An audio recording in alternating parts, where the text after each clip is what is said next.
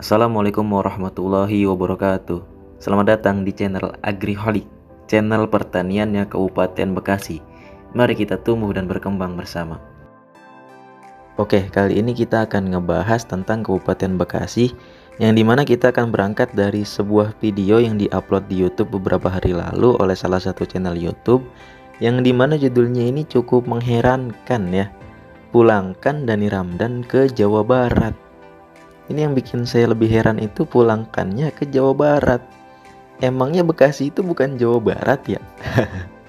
Ada apa sih sebenarnya yang terjadi? Kenapa seorang politikus di Kabupaten Bekasi berinisial MAF itu membuat statement pulangkan Dani Ramdan ke Jawa Barat? Jadi gini ceritanya, semua berawal di bulan Juli ini, lebih tepatnya tanggal 1 Juli tahun 2022, di mana PJ Bupati Bekasi Dani Ramdan membentuk sebuah tim percepatan pembangunan daerah atau disingkat menjadi TP2D yang dikeluarkan berdasarkan SK Bupati Bekasi. Tapi sebelumnya apa sih TP2D itu? Jadi gini simpelnya mah. TP2D itu adalah sebuah tim yang dibentuk atau dibangun oleh pemerintah daerah, yang dimana secara operasional berkedudukan di bawah dan bertanggung jawab langsung kepada bupati dan wakil bupati, serta secara administrasi bertanggung jawab kepada sekretaris daerah. Nah, terus tim percepatan pembangunan daerah ini bukanlah perangkat daerah, melainkan tim yang dibentuk dalam rangka percepatan pelaksanaan pembangunan daerah dalam meningkatkan pelayanan publik oleh perangkat daerah tersebut. Nah, adapun tugas dari TP2D ini, kalau ya secara simpelnya ada dua sebenarnya. Yang pertama itu adalah pengawasan dan analisis, dan yang kedua itu adalah pengendalian pembangunan daerah. Ya, jadi kalau di biologi mah mirip-mirip kayak enzim lah, yang tugasnya itu mengkatalis sebuah reaksi kimia di dalam tubuh, yang dimana reaksi itu dipercepat. Ya, kalau di pertanian juga itu ibarat ZPT atau zat pengatur tumbuh, yang dimana fungsinya adalah menstimulus proses fisiologi tanaman sehingga pertumbuhan terjadi lebih cepat dan menghasilkan hasil yang lebih cepat pula. Seperti itu kurang lebih. Adapun fokus kerja dari TP2D ini yaitu antara lain, yang pertama ada pembangunan infrastruktur, lalu pemanfaatan potensi daerah, pelayanan publik, lalu pembangkitan ekonomi masyarakat, serta peningkatan sumber daya manusia di sebuah daerah. Jadi menurut saya sih ya, TP2D ini adalah sebuah tim yang harus ada di sebuah daerah, apalagi daerah yang tingkat diversitasnya itu lumayan tinggi. Lah, terus kenapa program yang bagus dan berpotensi memajukan daerah ini malah dikritisi oleh politikus, terutama politikus bernama MAF, sehingga beliau mengeluarkan statement pulangkan Dani Ramdan ke Jawa Barat? Apa sih sebenarnya yang dipermasalahkan oleh beliau? Yang pertama, beliau itu tidak setuju karena dari 10 orang yang ditunjuk sebagai tim percepatan pembangunan daerah di Bekasi itu mayoritas bukanlah orang Bekasi. MAF ini juga berpendapat bahwa mereka itu tidak mengerti apa maunya Bekasi. Menurut saya pernyataannya itu agak gimana ya. Soalnya gini loh, TP2D itu adalah tim khusus yang dibentuk langsung oleh kepala daerah, yang artinya mereka itu adalah orang-orang kepercayaan kepala daerah tersebut, yang dimana orang-orang tersebut adalah memang orang-orang ahli di bidangnya, baik itu secara akademisi, keahlian, ataupun pengalaman. Ya, terlepas itu orang Bekasi semua atau sebagian ya, ataupun seluruhnya bukan orang Bekasi, ya kalau memang mereka itu memiliki jiwa yang kompeten dan keinginan untuk bekerja membangun Bekasi menjadi lebih baik, ya kenapa tidak?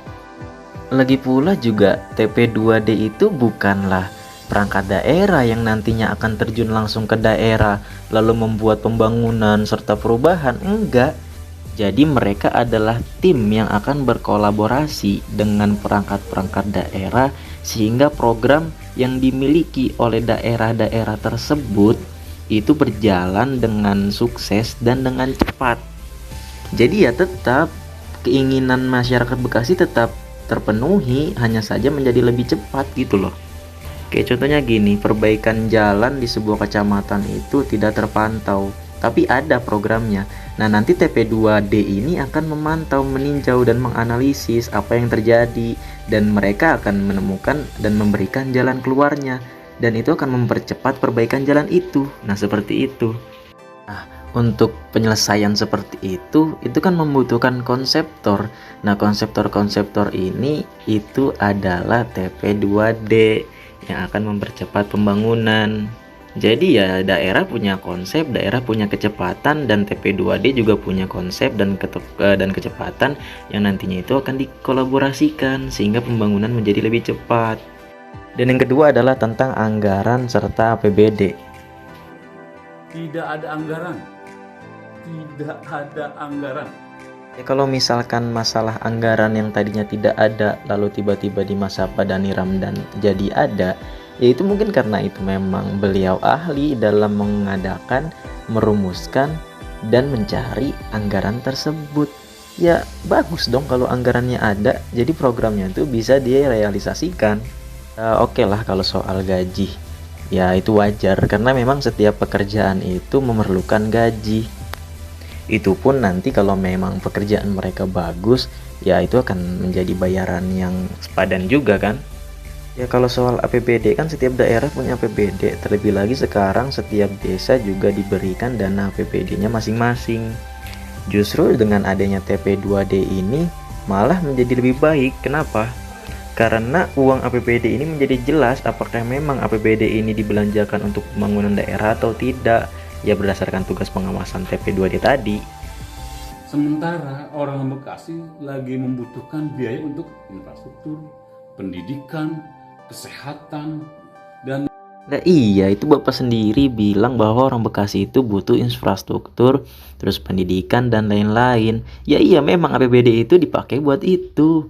Tugas TP2D itu hanya mempercepat, meninjau, dan membuat konsepsi yang dimana hal itu bisa mempercepat pembangunan. Daripada kita menggunakan dana yang besar-besaran dalam jangka waktu yang lama, ya kita percepat aja supaya dana untuk pengeluaran pembangunan itu nggak terus-menerus dalam jangka waktu panjang gitu. Pak Dhani bukan pejabat politik, dia pejabat struktural.